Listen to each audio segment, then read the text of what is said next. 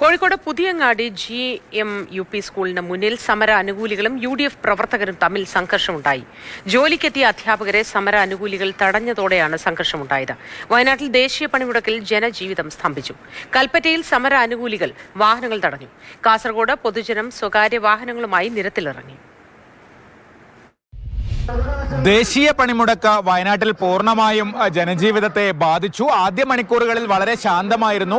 രാവിലെ ബംഗളൂരു മൈസൂരു ഭാഗത്തു നിന്നുള്ള അന്തർ സംസ്ഥാന ബസ്സുകൾ പോലീസ് അകമ്പടിയോടെ കടന്നുപോയി. പക്ഷേ വയനാട്ടിലെ ഡിപ്പോകളിൽ നിന്ന് KSRTC ഒറ്റ സർവീസും ഓപ്പറേറ്റ് ചെയ്തില്ല. അതോടൊപ്പം തന്നെ സ്വകാര്യ ബസ്സുകളും ഓടിയില്ല. അതുകൊണ്ട് ജനജീവിതത്തെ പൂർണ്ണമായും പണിമുടക്ക് ബാധിച്ചു. ചരക്ക് വാഹനങ്ങൾ തടഞ്ഞതിന്റെ പേരിൽ ഒരു നേരിയ സംഘർഷം കൽപ്പറ്റയിൽ ഉണ്ടായി. തൊഴിലാളിന്റെ പണിമുടക്കാണെങ്കിൽ നിങ്ങൾ കൈയടിച്ച് ഞാനിവിടെ നിർത്തിയിട്ടുണ്ട് വണ്ടി, അതിന് വന്ന് തെരുവറിയാ അതാ മര്യാദ. വാഹനം തടയുകയാണ്. ഒരു ചരക്ക് ലോറിയാണ് തടഞ്ഞത്. വാഹനങ്ങൾ തടയുന്നതിനിടെയാണ് പ്രവർത്തകർ AITUC പ്രവർത്തകർ തൊട്ടടുത്തുള്ള കാത്തലിക് സിറിയൻ ബാങ്ക് അടപ്പിക്കാനായി പോയത്. സമരാനുകൂലികൾ എത്തിയതോടെ ബ്രാഞ്ച് അടയ്ക്കാൻ ജീവനക്കാർ ഒരുക്കമാണ് എന്ന് അറിയിച്ചു. വളരെ പെട്ടെന്ന് തന്നെ അവർ ഷട്ടറിട്ട് ബാങ്ക് പൂട്ടി. അതോടുകൂടി സമരാനുകൂലികൾ പിരിഞ്ഞു പോവുകയും ചെയ്തു.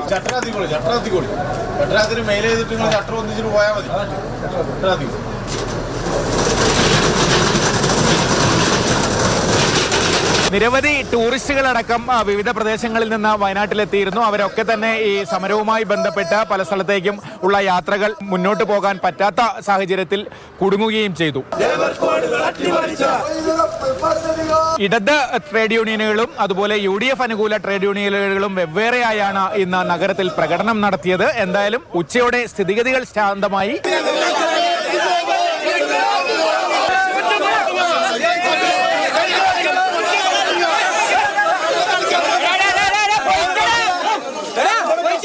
പുതിയങ്ങാടി GMUP സ്കൂളിൽ ജോലിക്കെത്തിയ അധ്യാപകരെ സമരാനുകൂലികൾ തടഞ്ഞതോടുകൂടിയാണ് സംഘർഷാന്തരീക്ഷം ഉടലെടുത്തത്. അധ്യാപകർ അകത്തു നിന്ന് കോമ്പൗണ്ടിനകത്തുനിന്ന് അധ്യാപകർക്ക് പുറത്താക്കി ഗേറ്റ് പൂട്ടി. സമരാനുകൂലികൾ ഗേറ്റിന് പുറത്ത് മുദ്രാവാക്യം വിളികളെ നിൽക്കുകയാണ്.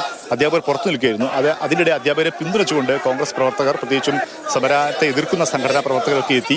ഇവർ തമ്മിൽ സമരാനുകൂലികളും എതിർക്കുന്നവരും തമ്മിലുള്ള വാക്കേറ്റമുണ്ടായി. ഇതാണ് പിന്നീട് കയ്യാങ്കളിയിലേക്കും മുണ്ടും തള്ളിലും സംഘർഷത്തിലേക്കും നീങ്ങിയിട്ടുള്ളത്. അതിനിടെ ഒരു വിദ്യാർത്ഥിക്ക് പരിക്കേറ്റതായി, മർദ്ദനമേറ്റതായ ആരോപണവും ഉയർന്നിട്ടുണ്ട്.